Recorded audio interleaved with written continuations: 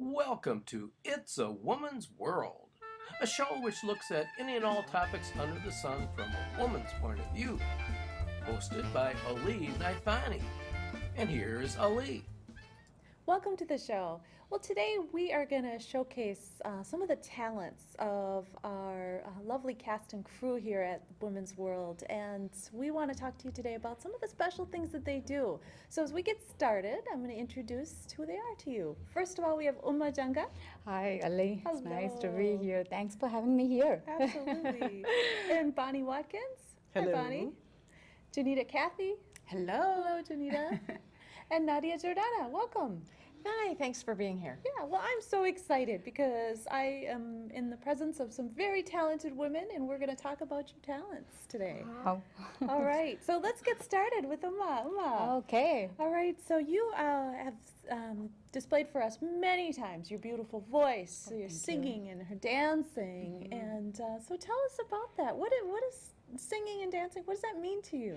Oh, since actually 10 years old, I think I should say I started singing. I don't know, I have that passion for music. Even though I'm not from a musical background family or anything, but still, I was able to grasp all the languages and music and tones very quickly. Since when I was 10 itself, I realized that. And I thought that, okay, I have that interest in me. But, it takes time. Since I was not from a musical background family, so nobody was there to realize that or find that in me. They were like, we were all focused on studying mostly, so we were not focusing on this musical things or anything like that. And moreover than that, we were in a rural area away from the city places. So, I was not in a position to go there and learn cultural music or anything. So I was not exposed to anything. So actually in college, I learned Carnatic music, music there. And then immediately I got married, and after that, after kids were born, I couldn't pursue anything. But still, I had that interest in me. After 10 years, and then after my kids started growing up, then I wanted to bring that passion back. So I started performing in cultural activities, cultural events here. I came to Minneapolis in US. I was really happy to say there are so many cultural associations here to encourage you, they just asked us to come and perform, and we are there to help you, So I was so happy to be in a out of place, that too, from a different country. Right. So even though I was from India, I came here and I realized that there were cultural associations there, and I'm so thankful to America for that. Yeah. So yeah, and I started singing, performing in events, and I'm so happy. And wonderful. Well, we're going to take a look at your performance. You're going to sing a song. So let's take a look at a clip that we have. Okay. All right.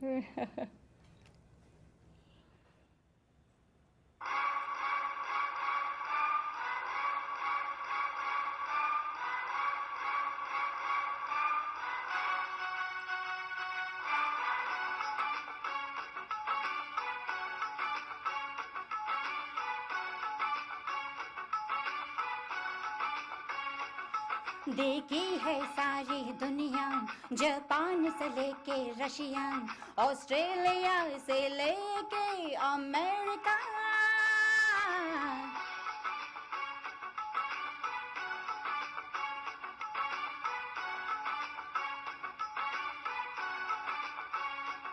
देखा है प्यार का सपना, दिल चाहे कोई अपना, मिल जाए घर एक साथिया, एक देसिया।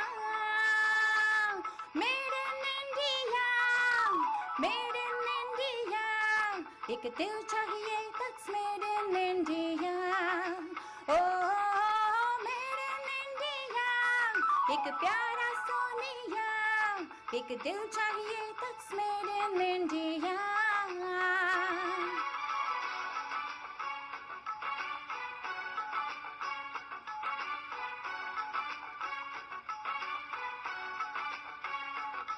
तन गोरा हो या काला, पर हो सच्चा दिल वाला, चांदी नहीं सोना नहीं कोई हीरा।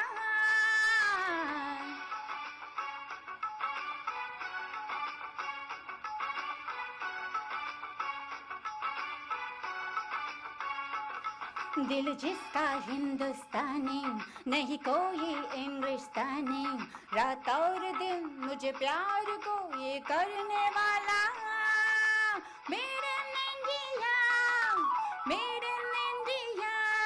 एक दिल चाहिए that's made in India. Oh, made in India. एक प्यारा सोनिया, एक दिल चाहिए that's made in India.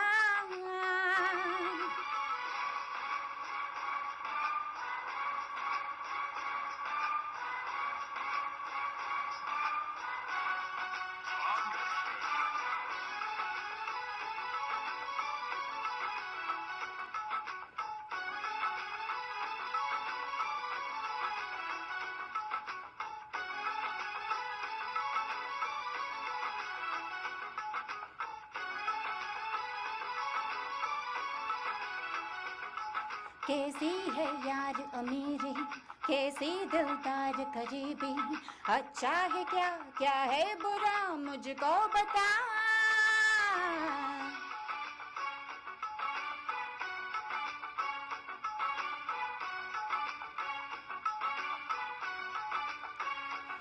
देखी है सारी दुनिया, जापान से लेके रशिया, ऑस्ट्रेलिया से लेके America. Made in India, made in India. एक दिल चाहिए that's made in India. Oh, made in India.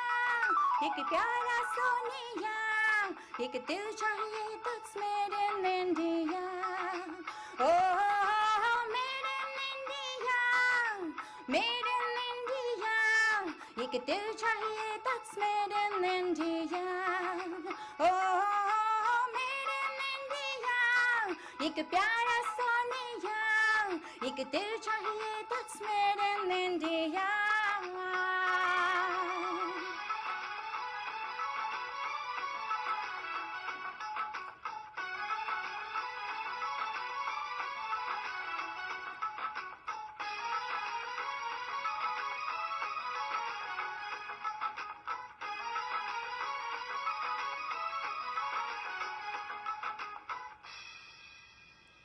Thank you.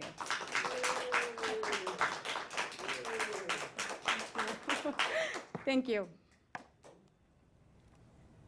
Oh, Uma, another display of your beautiful That was talent. really Wasn't it great. great? You I are so love that. talented. Oh my gosh, you're Thank so you. talented. Thank The you so passion much. comes out, doesn't Yes, it? yes, you're so full of life and energy. I was over there just moving. Yeah, I was That's dancing. right.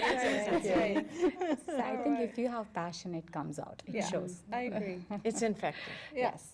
All right. Well, Bonnie Watkins, you're up next. And so I brought my show and tell. yours Here it is quilting. quilting. Well, part of what motivates me for this is that much of my work, both paid and volunteer, has been, as you all know, policy work, working with the legislature, gathering facts, presenting white papers, so hunched in front of the computer writing words, right?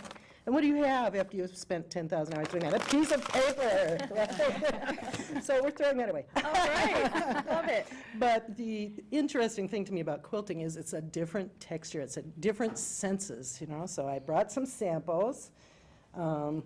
This one is, I'll pass this around so you too can feel fabric. Great. This is a very traditional pattern, one of the old star patterns.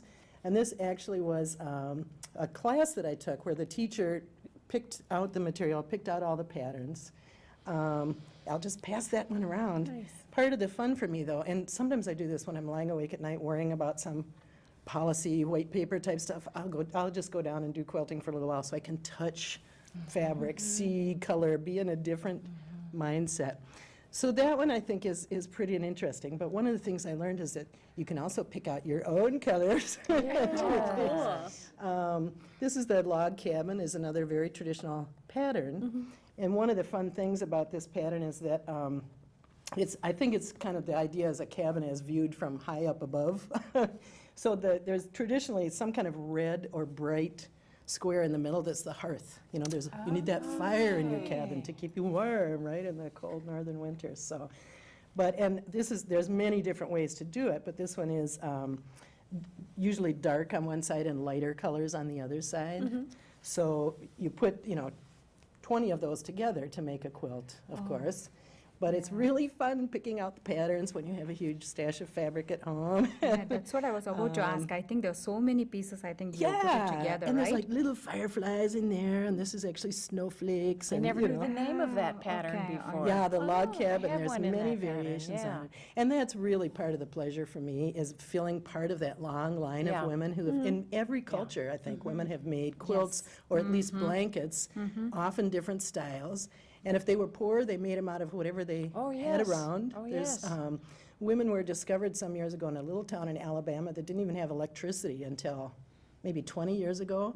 But they took stuff like their husband's overalls and made them into quilts and developed their own incredible artistic style among themselves. So I love feeling part of that long And hand chain of stitched. women. Yeah, a lot of handwork. So, and then this is actually another traditional. Oh, this is in contrast to the first one. This is another star pattern.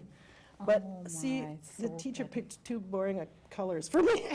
I'm taking like brighter colors. So we hold this one up a little bit for our studio audience. That's do fabulous. So you're, different pictures you're later. cutting, because like all of those little pieces are different This starts pieces. getting tricky. Yeah. I actually made a king-size quilt for my brother that's this kind of pattern. And it's tricky because you're cutting on the bias, so one edge of this cotton stretches. So I was in terror that the 4 pieces would not meet in the middle when I was done. This one also shows, because I've finished it very simply, so a real quilt has a front and a back, and then there's batting in the middle.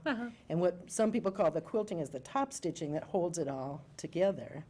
But these, of course, are just little, Lots of little patience snippets. I would say, patience. like on patterns that are similar to this one, nowadays with everything, there's always shortcuts, everything. Do people buy fabric that's already pieced together like that? Or do people still do it by Some hand? do. Well, there's all of the above. There are things that are, a lot of it is pre-pieced. To me, Okay. that takes all the fun out of it, because Right. as we know, I like to pick out my own stuff.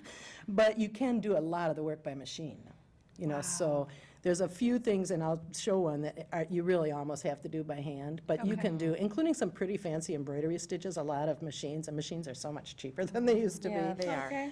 The part I missed that I really want to do someday, maybe we'll do that on the show, is 10 women sitting around doing the top stitching together, you know, because it's the chat. I actually grew up on an Indian reservation where the Indian women would gather and make huge star quilts like this, and, you know, all day long, just chat and sew it together. Oh, Really fun. cool thing. Then this is my other example, is this is Look at more of that. an applique style, where these are hand sewn onto a background. And this, like several of the other pieces, was just a practice piece for the quilt I just fixed. This is finished a quilt. This is a dragon.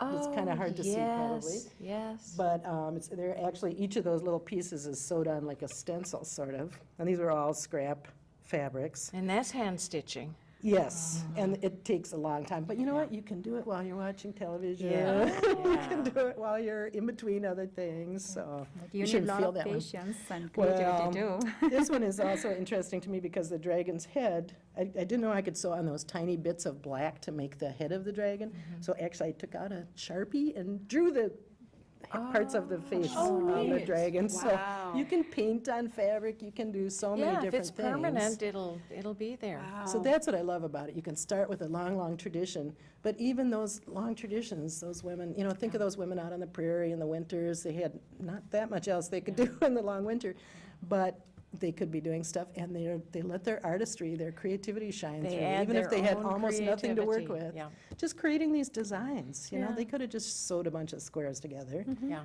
But, so I just really appreciate feeling part of that. And this is on, there's several of these commercial things that you can go online and publish your own books. So this is a little book of all the quilts that I made one for each of my 5 siblings. So my 2 kids and my 5 siblings. And, yeah, this was a nice gift for the family for Now, Christmas. something I think of is when you're making them for your siblings or other members of the family, does it get like where you give one to one person and then pretty soon everybody else wants one? Well, in my family, first of all, they were all surprised. Nobody knew they were Oh, going to that get a helps, quilt. yeah. But we were very devoted to birth order. So Oh, the yes. eldest got the first one, and the second eldest got the second one. There's got to be a way so that you There can was keep no- it organized. Yeah, yeah. Well, Yeah, Bonnie, that's thank really you for Yeah. sharing. You're your so welcome. talent. Thank you for letting me. Yes, that's So incredible. Yeah. And now we're going to move on to Junita. Junita, tell us about cookies. What is Yes, going on with yes. the cookies? We've got cookies on the table too. Yes, I want to point out. I brought some cookies today, but I own Favorable Treats. Okay. And I've been in business either a part-time or full-time basis for about 7 years. And I'm one of 8 children, and so a lot of from-scratch baking and cooking happened in our home. And my mother and my grandmother would, especially around the holidays, they would get together and they would make their pies and cakes and different desserts, breads, everything for gifts. And so I think that's where the seed was planted. And then fast forward several years, you know, a couple decades later, when I started working and, you know, started supervising staff, I always just wanted little ways to thank my staff. And so I would just make my little gifts, my little baked goods out of my gifts. And then friends started having babies, and I started, because I'd like to make, sort of like you with quilts, I liked making the gifts. And then after a while, it sort of evolved into a business. And really what I want Favorable Treats to represent more than just the homemade taste of cookies and the memories that come with that. But I really want to be a conduit for people to be able to give or express their gratitude or appreciation, because I think that is so important. We take that for granted today.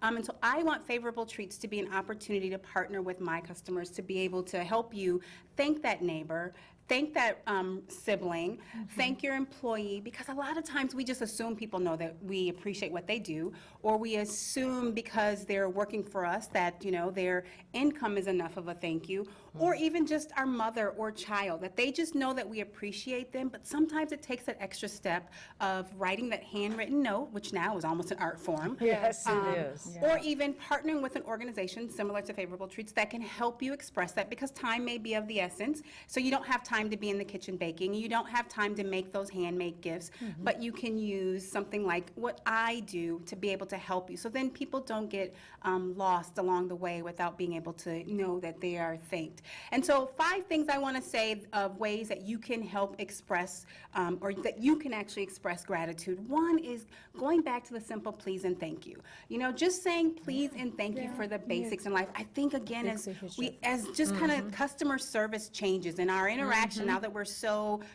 social media interactive, we're losing some of the basics of what really feeds us as humans. Nowadays, So people Yes, right. People aren't using that. Right. So going back to the simple please and thank you. 2, if you thought about somebody, if you thought about saying thank you, pick up the phone and call them and say it, or actually go over to their desk, go over to their home, you know, pull up your computer and actually express what you were thinking. You never know what impact that would make for their day. Welcome that new neighbor in the neighborhood. Yes, similar to the relationship you guys have. You know, it was simple strangers, you know, move the neighborhood. That's a lost art. But if no one would have taken that first step, whatever that connection was, you would never have this beautiful friendship you have today. But it's going back to the old thing of, you know, what's inside of my house is not my only concern. It's around me, and I'm going to step out of my comfort zone and say hi to this person. And then one of you probably felt very grateful that the other took the initiative, and look what formed out of it. And then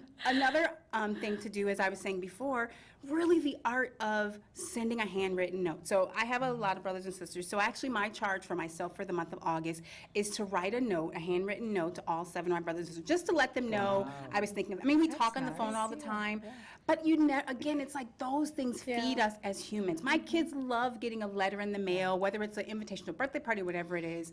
So that's my challenge to myself. And then, of course, 5th, find an organization that can help you be able to express your gift of thanks on a regular, automated basis, or even if it's just a one-time thing, but really figure out how we can be more deliberate in expressing our gratitude and our thanks. And that homemade taste.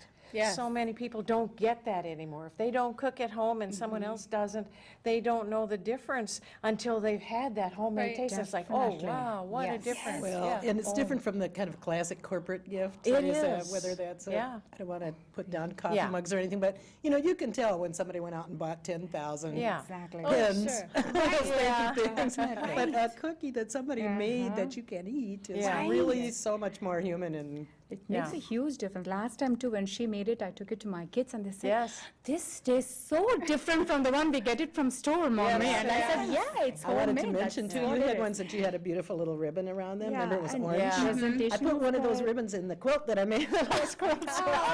See, it's like a three-fer. Well, it was a really pretty ribbon, and I love the cookie. Of course. The gift that keeps on giving. Exactly. Yes. Absolutely. Synergy, we got synergy with the co-host. But I challenge you to think about whenever you have had that cookie, that homemade bread, whatever it is, and you did not smile. I mean, seriously, Yeah. think about it. I mean, like, I can't think of a time when I've even I wasn't sure if this first time trying a homemade dessert, I wasn't sure if I liked it. Right. It's still a smile, the anticipation, oh my gosh, I'm gonna try this for the first time. I mean, there's something about the art of going back to the traditional recipes, Yes. making that and enjoying it. I mean, for me, it brings a lot of fond memories. It does. It does. And I can see the passion, but but, I know this is a business for you, but more than that, it feels like it's truly who you are, like what you want to give back to the world. I really felt that as she outlined the 5 Yes. elements. And which, by the way, I think you should publish that. I think that's cool. It's actually gonna go on my blog that I've just started. Yay! Good. Welcome to the world of the blogosphere, right? Well, now we're going to switch on to Nadia. Nadia, you have a TV show that you do as well. And tell us the name. It's Woman Vision TV, Yeah. the slogan is where women talk. okay. And we're going to start off by taking a look at a clip that you've done. All right.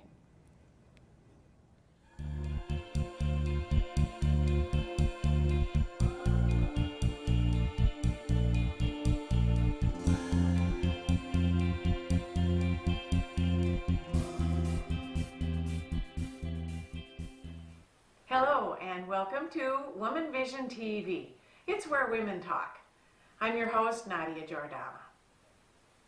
My guest today, Mel Scholl, is an alcohol and drug abuse counselor, and she also is an empowerment coach for women. She has an interesting life story to tell about how she came to be doing this kind of work, and also some important information to share. Let's go talk to her. Hi, Mel. Welcome to the show. It's so good to have you here today. Thank you so much, Nadia, for inviting me. I'm really delighted to be here. Well, we tried a couple of times last winter, and it was 20 below or colder each time we tried. We decided to put it off until we could both wear green. And it's spring. Okay, well, I have a couple questions for you. You work in 2 areas, alcohol and drug counseling, and you're also an empowerment coach for women. Tell us a little bit about what you do in both those areas. Yes, thank you. They're actually somewhat connected, but not entirely. I work with women who struggle with alcohol and drug addiction. And in that work, I do individual counseling. I assess the client where they're at. I'm really about educating the women on the availability of my work and helping them figure out if they do have a problem. The other work as a coach intersects if I'm working with a client that's dealing with drugs and alcohol, but the client doesn't have to have drug and alcohol issues to work with me as an empowerment coach. And that work is really phenomenal, helping women get out of their rut, get unstuck, get out of autopilot, and start to live their life consciously again and make decisions that will actually lead them to the goals that they create for themselves.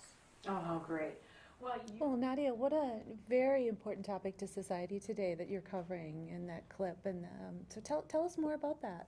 That was a good show. I really enjoyed it. Mel Scholl was the guest, and she's been through some things, but she has transitioned her life into coaching and counseling, usually women and older adults in alcohol abuse and drug abuse and different forms of abuse. But she was a wonderful guest, and I appreciated having her on the show. And what I do on the program is I showcase women who have made changes in their life, usually women in midlife, living the second half of their life. They've either made major changes in their life or they're doing things to help others make changes in their life. And actually what's really interesting is how I came about doing that program, because much as I love my association here at It's a Woman's World, it was a kind of a roundabout way I came to being here, because I used to have a paralyzing fear of being on camera, of speaking in public.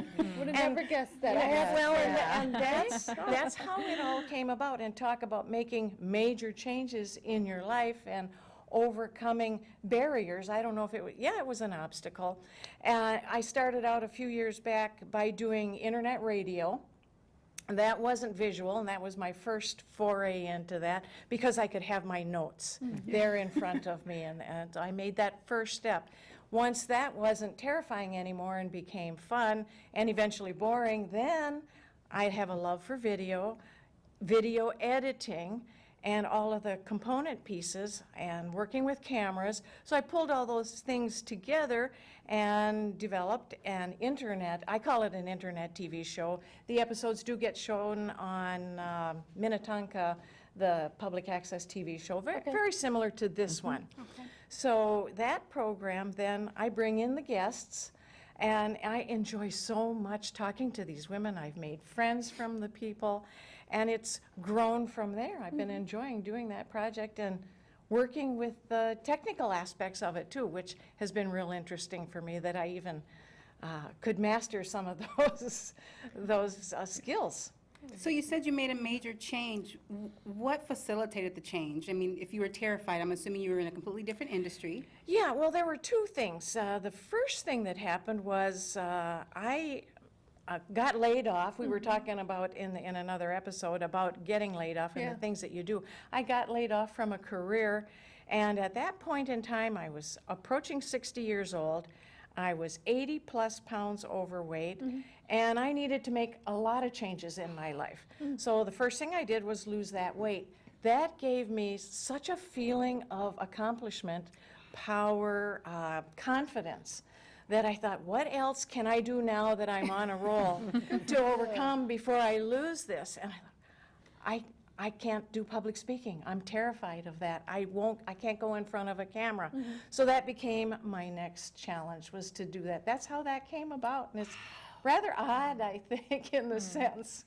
Well, to me, Nadia, you also have, though, this wonderful, warm, friendly, intelligent presence. Yes. So both the guests that we've gotten to meet, a few of the people who have been guests on your show, you've introduced to us. They've come here, yes. And the fact that they, like you enough to come and do this. Yeah.